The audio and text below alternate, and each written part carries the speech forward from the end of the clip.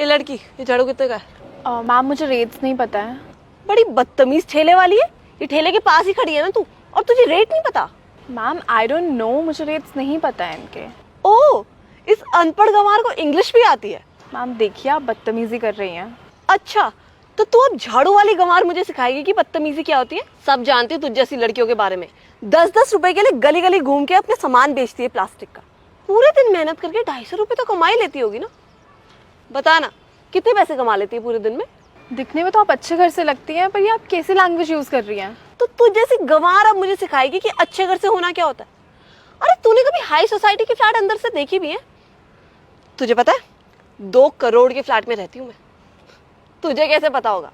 तू अपनी पूरी जिंदगी मेहनत भी कर लेगी ना, तो भी इतने पैसे कमाने की औकात नहीं है तेरी। मैम देखिए अब आप कुछ भी बोले जा रही हैं, प्लीज अपनी लैंग्वेज पे ध्यान दीजिए।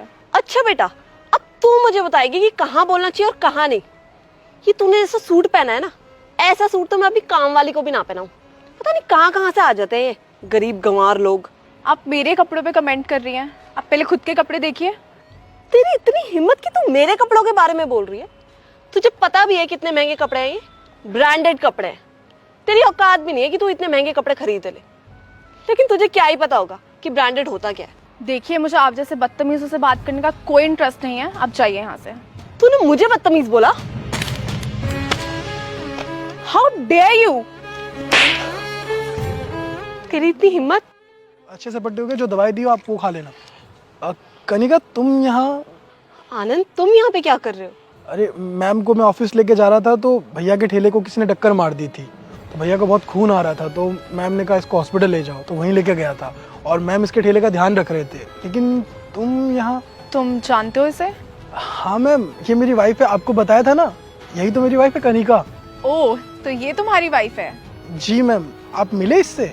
हाँ हाँ, हम मिल लिए ना, बहुत अच्छी मुलाकात हुई है हमारी। और मैंने सुना है तुम्हारा 2 करोड़ का फ्लैट भी है। 2 करोड़ का फ्लैट मतलब समझा नहीं मैम। मैम हम तो चौल में रहते हैं, और आज जो कुछ भी है मेरे पास वो आपकी वजह से तो है। कनिका तुमने कुछ कहा मैम से?